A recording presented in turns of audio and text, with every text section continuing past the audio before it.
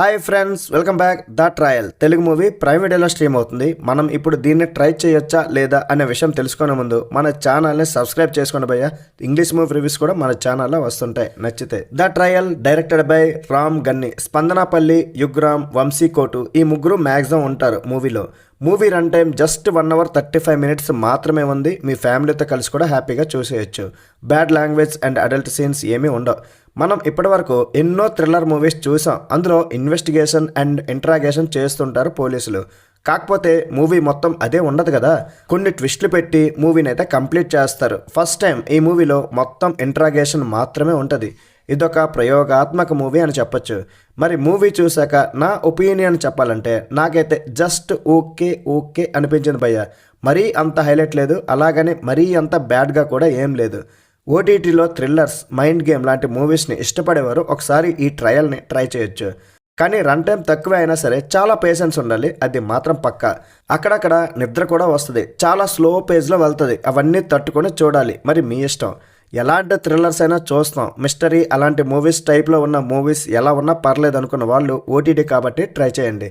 తక్కువ బడ్జెట్లో తీసుకొచ్చారు చిన్న మూవీ. ఇలాంటి క్లైమాక్స్ ట్విస్ట్తో ఒక మూవీ వచ్చింది. ఆ మూవీ పేరు చెప్తే మరి ఈ మూవీ చూడక్కర్లే కాబట్టి చెప్పను. రూప అలియాస్ స్పందనపల్లి గారు ఒక ఎస్ఐ, సాఫ్ట్వేర్ ఇంజనీర్ అయిన అజయ్ని మ్యారేజ్ చేసుకుంటుంది.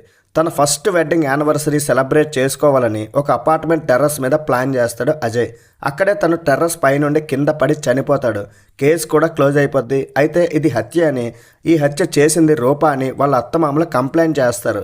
కేసు మళ్ళీ రీఓపెనింగ్, పోలీసులు ఇంట్రాగేషన్ మొదలవుద్ది. అసలు ఆ రోజు అక్కడ ఏం జరిగింది? తన హస్బెండ్ది ఆత్మహత్య లేదా తనే హత్య చేసిందా?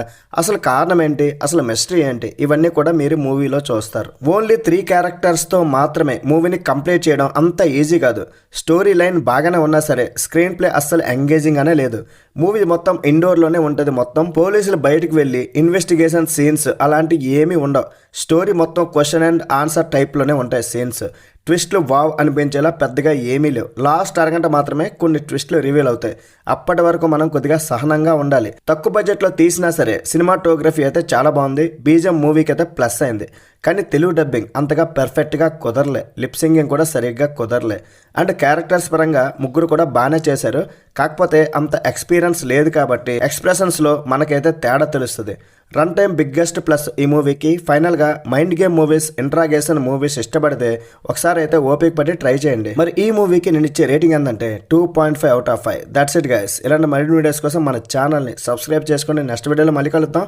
లైక్ చేయడం, కామెంట్ చేయడం, షేర్ చేయడం అస్సలు మర్చిపోకండి. బై బాయ్, జై హింద్.